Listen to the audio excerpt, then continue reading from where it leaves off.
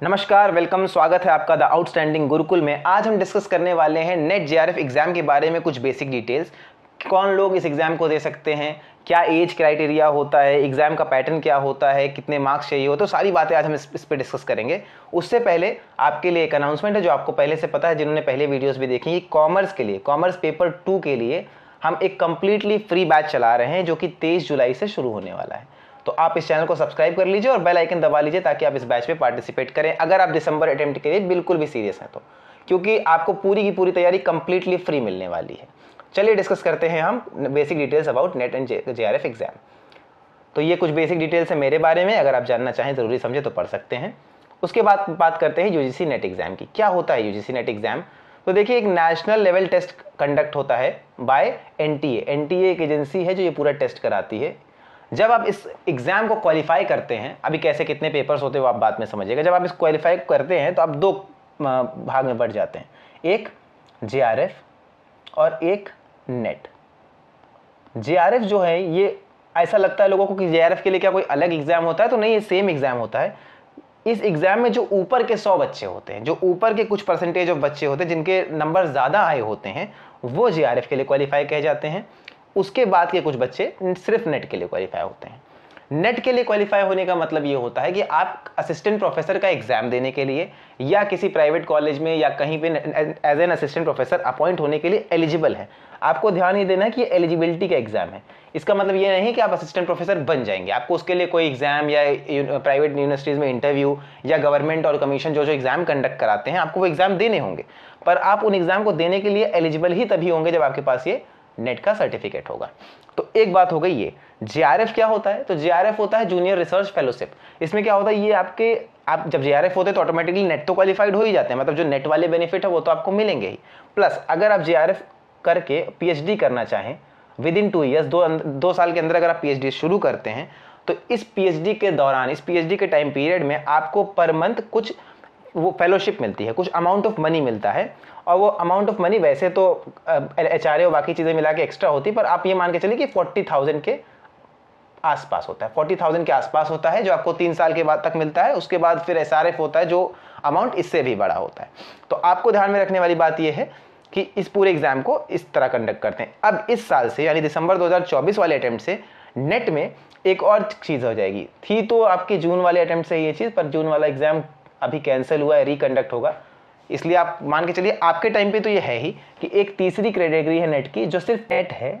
और नेट कैसा है, किसके लिए है नेट? ये केवल पीएचडी के लिए। मतलब अगर आप ये नेट क्वालिफाई करते हैं, जाहिर सी बात है, सपोज आप ऐसा करिए कि अगर आपको जेआरएफ क्वालिफाई करने के लिए 180 नंबर चाहिए तो आप जेआरएफ में हो गए। अगर आपका कट ऑफ 170 के ऊपर है, आप 170 के ऊपर हैं बट 180 के नीचे हैं, तो आप नेट कैटेगरी 1 में हो गए, यानी वो कैटेगरी जो असिस्टेंट प्रोफेसर के लिए एलिजिबल है। अगर आपके मार्क्स इससे भी कम है, सपोजिंगली, ये देखिए कोई कट ऑफ नहीं, मैं एक एग्जांपल देने के लिए समझा रहा हूँ। मान लीजिए आप 160 से ऊपर है, 170 से नीचे हैं, तो आप कैटेगरी 2 में हो गए, यानी नेट 2 में हो गए। इसका मतलब क्या हुआ कि अब आप 1 साल तक, अगले 1 साल तक आप पीएचडी में एडमिशन ले सकते हैं विद दिस नेट स्कोर। ये ध्यान रखना है कि जो असिस्टेंट प्रोफेसर वाली एलिजिबिलिटी है वो हमेशा के लिए है। जेआरएफ वाली आपकी एलिजिबिलिटी है वो अगले 2 साल के लिए, कि 2 साल तक आप जेआरएफ में अप्लाई कर सकते हैं। लेकिन जो ये है नेट कैटेगरी 2, ये केवल 1 ईयर के लिए, मतलब आप अगले 1 साल में पीएचडी में एडमिशन लेने के लिए एलिजिबल हैं। ठीक है, तो कोशिश आपको हमेशा जेआरएफ की करनी है। उसके बाद नेट एग्जाम की और या नेट 2 कैटेगरी में तो आप ऑटोमेटिकली कहीं ना कहीं फॉल करोगे अगर आपने सीरियसली तैयारी की तो।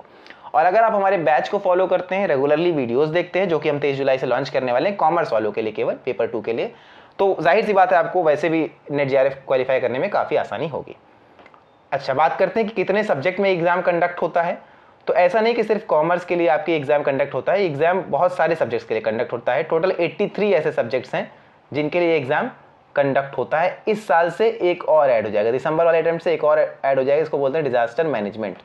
तो टोटल अब 84 सब्जेक्ट्स हो गए जिसमें आप क्या कर सकते हैं कि एग्जाम दे सकते हैं नेट के लिए। आपके कॉमर्स का कोड क्या है? तो कॉमर्स वालों के लिए सब्जेक्ट कोड है 08 आपका कोड है। ऐसे ही अलग अलग एग्जाम के लिए, अलग अलग सब्जेक्ट के लिए अलग अलग कोड्स हैं। हालांकि वो आपके लिए इंपॉर्टेंट नहीं है, वो जब आप एग्जाम देने जाएंगे तो आपको पता ही चल जाएगा डेट शीट देख के। आइए नेक्स्ट बात करते हैं, एजुकेशनल क्वालिफिकेशन क्या चाहिए। तो हमने कॉमर्स के हिसाब से स्लाइड बनाई है, पर सबके लिए समझने की नज़र से एजुकेशन क्वालिफिकेशन वही है कि आपको एक पोस्ट ग्रेजुएट चाहिए।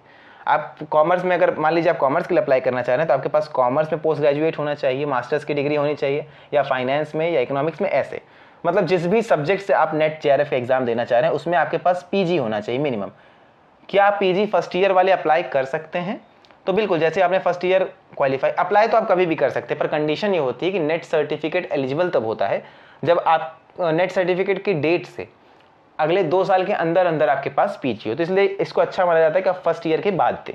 बाकी आप देने को तो दे सकते हैं, जब जैसे आप एडमिशन लिया, फर्स्ट सेमेस्टर पास किया, आप इसके लिए अप्लाई कर सकते हैं, पर आपको फर्स्ट ईयर के बाद अप्लाई करना चाहिए। अपीयरिंग में भी आप नेट के लिए अप्लाई कर सकते हैं। मास्टर्स या पोस्ट ग्रेजुएट बिल्कुल चाहिए, आप जिस भी सब्जेक्ट से करना चाह रहे हैं। मान लीजिए आप सोशियोलॉजी से करना चाह रहे हैं तो आपके उसमें मास्टर्स होना चाहिए, इकोनॉमिक्स से करना चाह रहे हैं तो आपके पास उसके मास्टर्स होना चाहिए। अब एज लिमिट की बात करें तो जनरल कैटेगरी के लिए जेआरएफ में 30 साल की एज लिमिट रखी गई मैक्सिमम।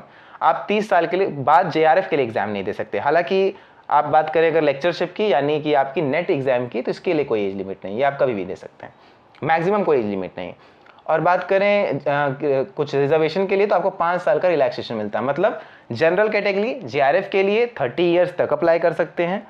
और वही बात करें अदर कैटेगरीज के जिनके पास थोड़ा सा रिजर्वेशन है, SC ST, तो उनको 5 साल का एक्स्ट्रा रिलैक्सेशन मिलेगा, मतलब उनकी एज हो जाएगी 35, वो 35 तक अप्लाई कर सकते हैं।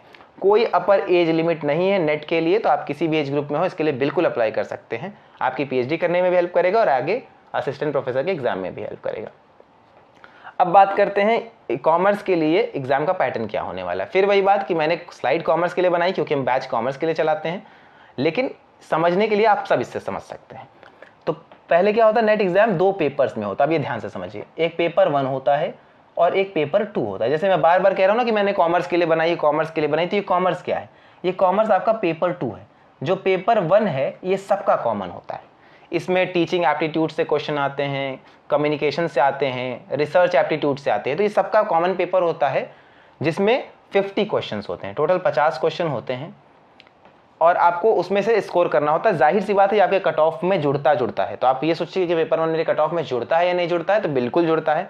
जनरली ये होता है कि बच्चे पेपर 2 पे तो बहुत मेहनत करते हैं, पेपर 1 को लाइटली ले लेते हैं, क्योंकि पेपर 2 में आपका कमांड होता है। आप मान लीजिए कॉमर्स से दे रहे हैं तो आपका कॉमर्स पे कमांड होगा, आपने मास्टर्स की है, ग्रेजुएशन किया है, इकोनॉमिक्स से दे रहे हैं तो इकोनॉमिक्स में होगा, या किसी भी XYZ सब्जेक्ट से कर रहे हैं तो उस पर आपका कमांड होगा।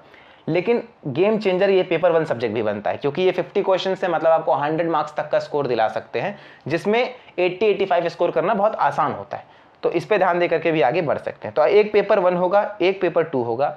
अब पहला क्वेश्चन जो आपके दिमाग में आएगा वो ये कि क्या ये दोनों पेपर अलग अलग होते हैं? तो ऐसा नहीं है, दोनों पेपर एक साथ ही होते हैं। मतलब जब भी आप देंगे पेपर 1 प्लस पेपर 2 कंबाइंड देंगे और टोटल आपको 3 घंटे का समय मिलेगा। टोटल 3 घंटे का समय दिया जाएगा और पेपर 1 2 साथ ही में होंगे। ऐसे आप कितना टाइम किस सब्जेक्ट को देते हैं उसमें कोई सब्जेक्ट की लिमिट नहीं है टाइम की। मतलब आप चाहे तो 1.5 घंटा पेपर 1 को दीजिए, 1.5 घंटा पेपर को 2 को दीजिए, पूरा 3 घंटा एक पेपर को दे दीजिए, आपके ऊपर है। आपको टाइम खुद मैनेज करना होता है। 3 घंटे का पेपर होगा, टोटल 150 क्वेश्चन होंगे जो आपको अटेम्प्ट करने रहेंगे, जिसमें से 50 पेपर 1 से होंगे और 100 क्वेश्चन होंगे आपके पेपर 2, यानी आपके सब्जेक्ट से जिससे आप नेट के लिए या JRF के लिए अप्लाई कर रहे हैं। यहाँ तक बात समझ में आई। अब बात करें कि पेपर 1 में देख लीजिए आप क्या कहता है, तो रिसर्च टीचिंग आती है, जनरल एप्टीट्यूड आता है। पेपर 2 में आपका PG कोर्स का जो सब्जेक्ट था वो आता है। दोनों पेपर जो होते हैं वो ऑब्जेक्टिव टाइप होते हैं, मतलब MCQ होता है। इसीलिए ये पेपर थोड़ा सा कंपेरेटिवली ईजी लगता है। क्यों? ऐसा नहीं कि ईजी है या मैं पेपर के स्टैंडर्ड को कम कह रहा हूँ, पर क्योंकि करते वक्त ईजी लगता है, क्योंकि एक तो MCQ होता है और दूसरी सबसे बड़ी बात जो इसमें अभी तक अच्छी है कि कोई नेगेटिव मार्किंग नहीं है। तो इसलिए मैं कहता हूँ कि जिसका भी पहला अटेम्प्ट होने वाला है बहुत सीरियसली दीजिए, क्योंकि आगे जाके पॉलिसीज चेंज हो जाए इसके बारे में तो आपके पास कोई गारंटी है नहीं। कोई नेगेटिव मार्किंग नहीं है तो बहुत अच्छे से एग्जाम को दीजिए। अभी आपके पास ये एडवांटेज कि आप 150 क्वेश्चन, ये टोटल मार्क्स कितने होंगे तो 300 होंगे, क्योंकि एक क्वेश्चन 2 मार्क्स का होता है। और समवेयर अगर मैं अलग अलग सब्जेक्ट का अलग अलग क्राइटेरिया होता है, लेकिन मैं अगर आपको मुझे एक रफ आइडिया देना हो तो मैं आपको ये कहूँगा कि कहीं ना कहीं आप ये मान के चलिए कि अगर आप 60% से ऊपर फॉल करते हैं, 60% से ऊपर फॉल करते हैं तो आप एलिजिबल हो जाएंगे JRF के लिए किसी भी सब्जेक्ट में। मोस्ट प्रोबेबली ज़्यादातर यही होगा, 60 63 हो सकता है, वो 64 हो सकता है।